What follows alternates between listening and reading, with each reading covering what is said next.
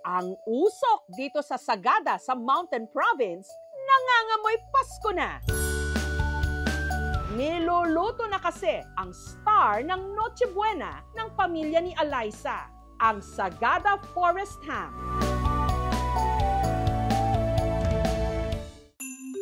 Kumpara sa commercial ham, mas mabusisi raw itong gawin. Kaya 2,000 na mga piraso lang daw ng forest ham ang naibibenta nila kada taon. Ito po ay handmade, artisanal, and hindi po siya minadali, walang extenders. Ang pag-smoke po kasi dito sa Sagada ay karang tradition. Ang gamit nila sa paggawa ng hamon, pork loin o pigi ng baboy. Ito na yung irarub natin ngayon sa ating mga ham. Kailangan natin siyang ikis-kis ng mabuti sa karne para manuot yung timpla. After 3 to 5 days, ganito na ang magiging itsura niya. Nagtubig, lumabas na yung juice ng ating karne. Ibig sabihin, pwede na natin siyang talian at may smoke.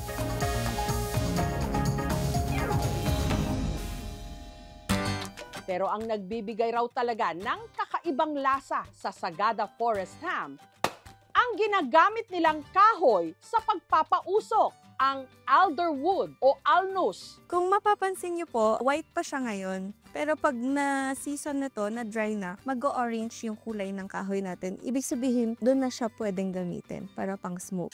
Sa pagpapausok pa lang, inaabot na sila ng siyam-siyam. I-smoke po namin siya ng 8 to 12 hours. Hindi po namin siya pwedeng iwan. Kasi kapag iniwan natin yan, pwedeng masunog, pwedeng ma-overcook. Binibigyan po niya ng karakter yung ham namin. Nagiging balanse yung timpla. Kada kilo ng Sagada Forest Ham, 1,100 pesos.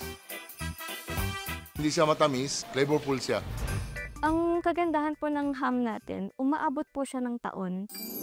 Ang Sagada Forest Ham recipe, pamana kay Eliza ng kanyang biyanan. Turo lang din daw ito sa kanyang tatay Dave at nanay Janice ng dati nilang customer. Nagkaroon kami ng traveler dito na French chef. Tinuruan po sila kung paano gumawa ng ganitong ham. Para sa amin po, ito ay tradition, gratitude, at ito po ay celebration ng isang buong taon na lumipas. Ang pambato namang hamon ng ating mga bay sa Cebu, matitikman sa kainang ito. Hindi lang daw ito matamis, nag-aagaw rin ang alat at linamnam. 3 henerasyon na itong pinagpapasapasahan ng pamilya ni Cecil, na pamana pa raw sa kanila ng kanyang nanay Benita.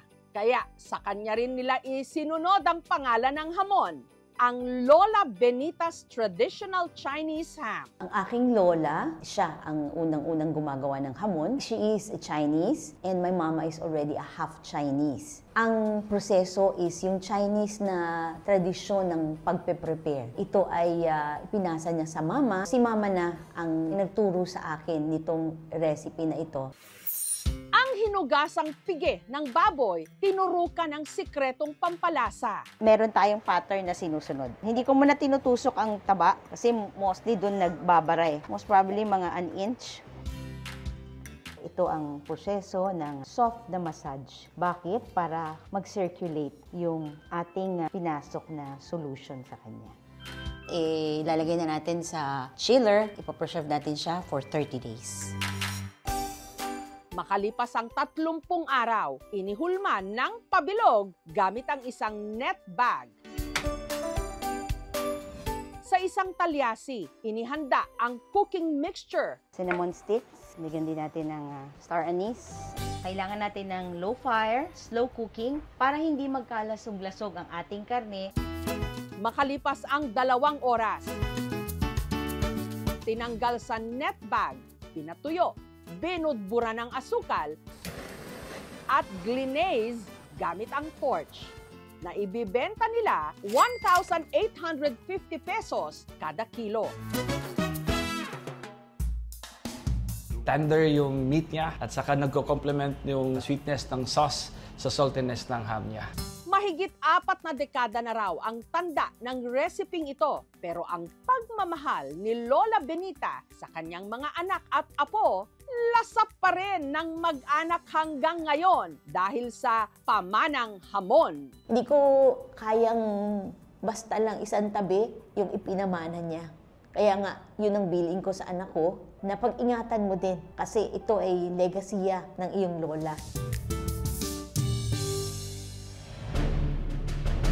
Para naman ipagdiwang ang kalayaan ng Bulacan sa kamay ng mga Kastila taong 1898, nagkaroon ng isang piging. At kabilang daw sa pinagsaluhan ng mga bisita, isang klase ng hamon na madalas nung ihanda ng mga mayayamang pamilya tuwing may espesyal na okasyon. Pero bilang simbolo ng pag-aklas nila sa mga mananakop, ang ilan sa mga sangkap sa paggawa nito na galing ng Espanya, pinalitan. Ang tawag sa hamong ito, hamon Bulaqueña. Masasabi natin ang hamong Bulaqueña ay sumasagisag at laging magpapaalala ng kasaysayan ng liberasyon ng Bulacan. Pero hamon na raw ngayon na matikman ang hamong ito. Iilan na lang kasi ang gumagawa nito sa Bulacan.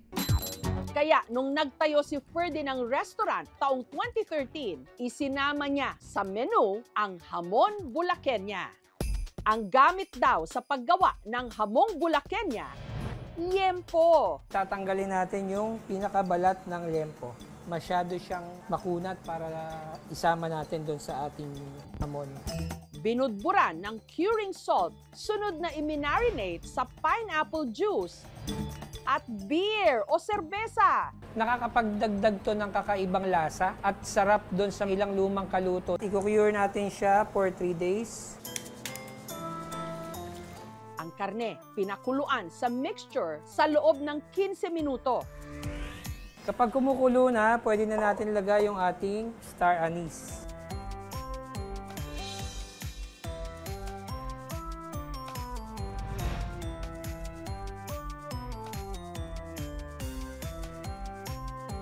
Binudbura ng asukal at saka plinansya o glinaze.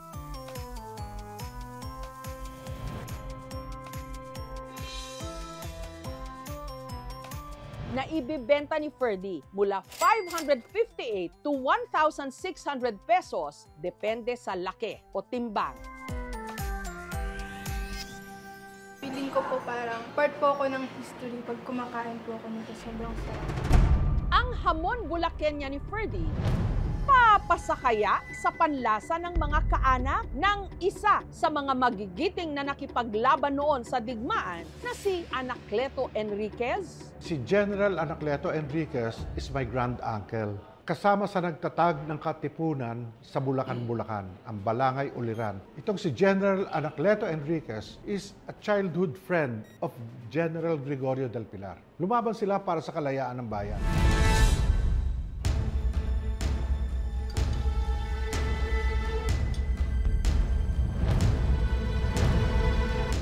Salamat sir po ang lasa. Ayos. Approve. Mas masarap ang pagkain pag alam mo yung kwento behind it.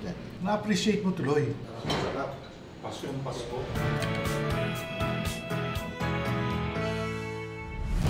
Mainit na pinagdedebatihan ngayon kung kakasya ba ang 500 pesos para sa Noche Buenang Pinoy. Sa presyo pa lang kasi ng maraming hamon, kulang pa ang 500. Sa halip na hamunin tayo na pagkasyahin ang kakarampot na budget para sa Noche Buena, baka pwedeng ang gobyerno ang ating hamunin. Ibaba ang presyo ng mga bilihin. Paaginaldo sa ating lahat para ang Pasko truly merry!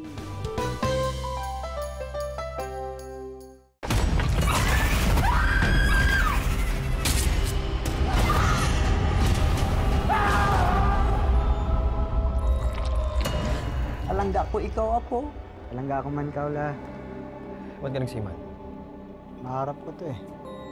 Para kay Lola din. Hindi ko na ho alam, hindi ko naiintindihan kung anong nangyari sa kanya. Makakasiguro kayong gagawin namin ng lahat para sa kanya. Wala ka ba talaga nakita, Abner? Wala ka narinig? May gumagala na berbalang dito sa atin.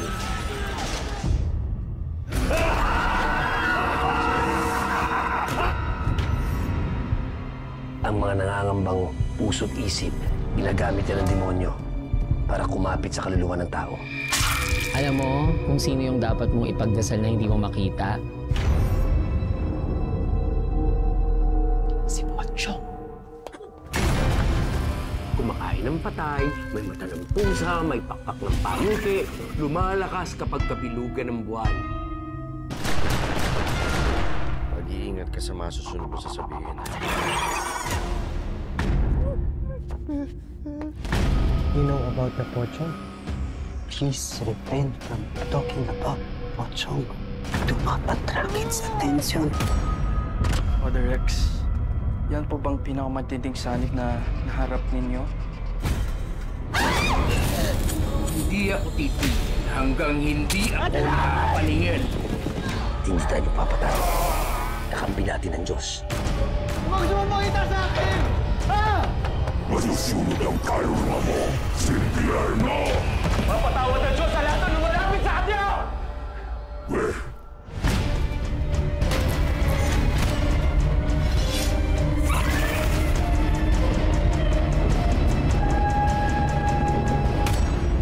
Ito po si Jessica Soho at ito ang Gabi ng Lagim.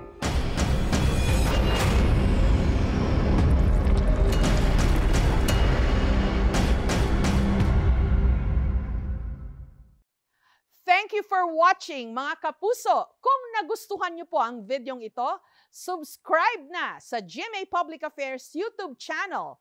And don't forget to hit the bell button for our latest updates.